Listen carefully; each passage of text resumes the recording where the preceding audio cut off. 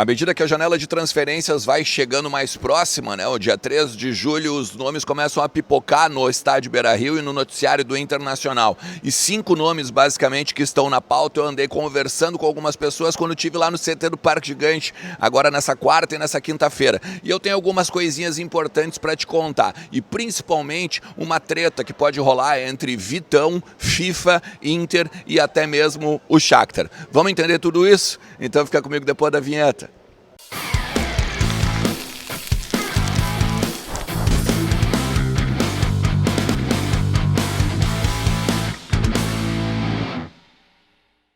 Fala Colorado, como é que vocês estão? Tudo beleza? Um cenário um tanto diferente, né? Um cenário um tanto diferente, porque é o seguinte, né? Já dizia minha avó, quem não tem cão caça com gato. O lance é o seguinte, ciclone aqui, né? Em cima do Rio Grande do Sul, o bicho pegando. Pelo amor de Deus, cuidado, né? Em andar na rua, cuidado com árvores.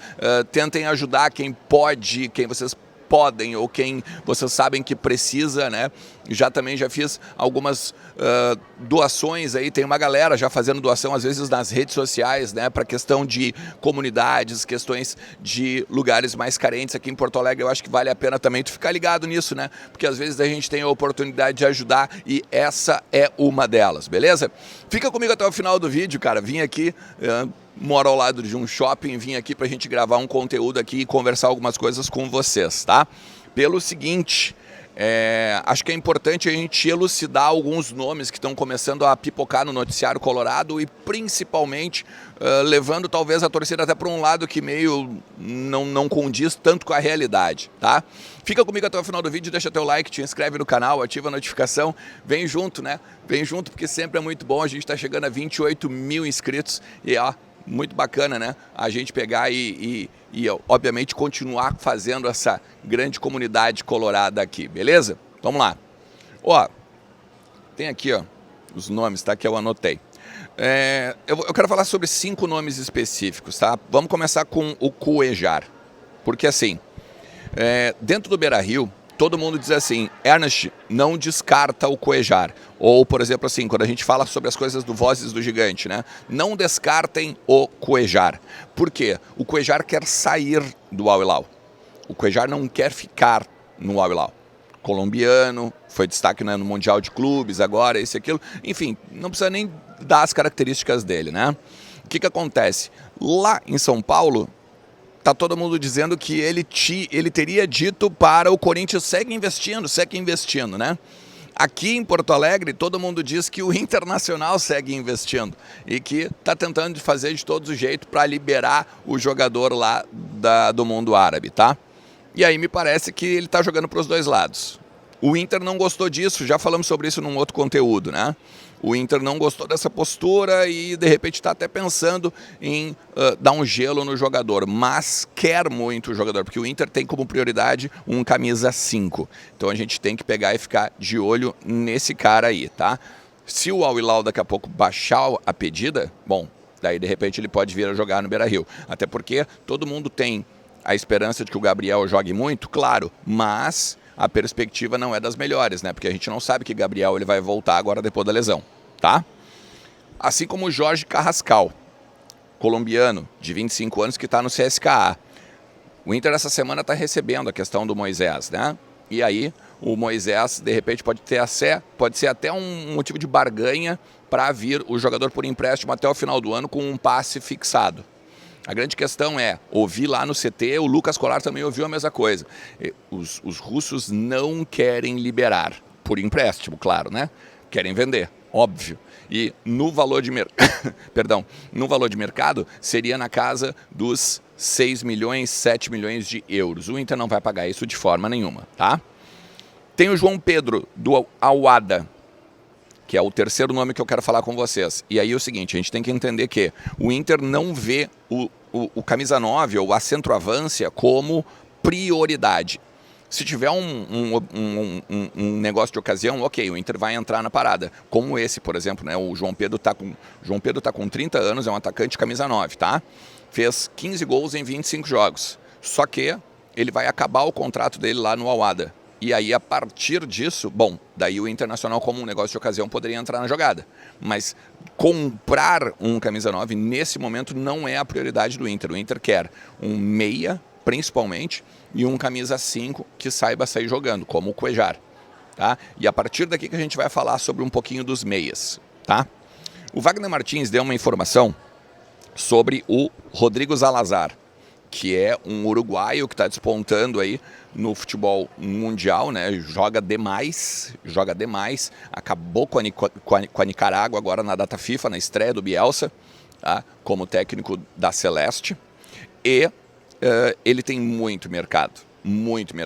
Se o Inter conseguisse botar esse cara dentro do Beira-Rio, óbvio, né?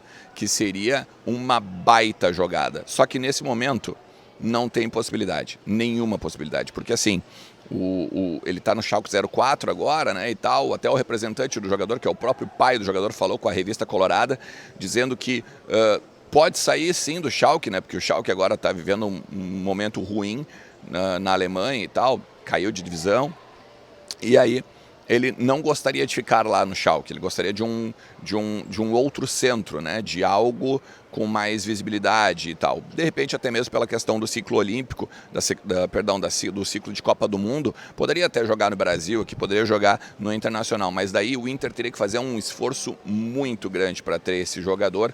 E no momento, por mais que o Inter queira, óbvio, o Inter não precisa nem monitorar um jogador como esse, né? Esse jogador é um absurdo.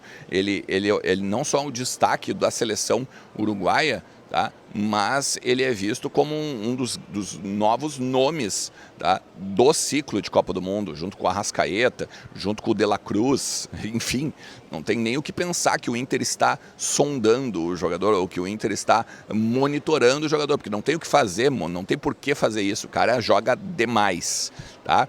Mas é claro que a situação é difícil para conseguir fichar. Daqui a pouco com o investidor, bom, daí sim, mas o Inter esses tempos tentou, né? O Sonda tentou, o seu Elusmar não conseguiu investidor para conseguir aí dar garantias bancárias dos seus negócios. E por último o Everton Ribeiro, tá? Do quinto nome que eu queria falar. Porque é o seguinte, o jornal O Globo noticiou que o Internacional tem interesse no Everton Ribeiro. Aí depois tu entra na matéria e diz assim, o Inter sondou o jogador no início do ano.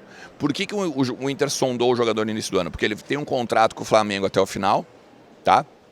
E aí o Inter queria saber o seguinte, tu vai para onde depois? Podemos no meio do ano de repente ter um pré-contrato contigo? A gente pode daqui a pouco pegar e te trazer aqui para o Beira-Rio, como é que fica o negócio? E aí o próprio jornal O Globo diz o seguinte, ele não quis negociar. Mas não é porque ele desdenhou o Internacional, não é porque ele não quer jogar no Beira-Rio, é porque primeiro ele queria resolver o seu problema com o Flamengo. Eu vou continuar aqui, eu vou seguir no Flamengo. Se o Flamengo disser não, bom, beleza, então eu vou conversar com outras pessoas.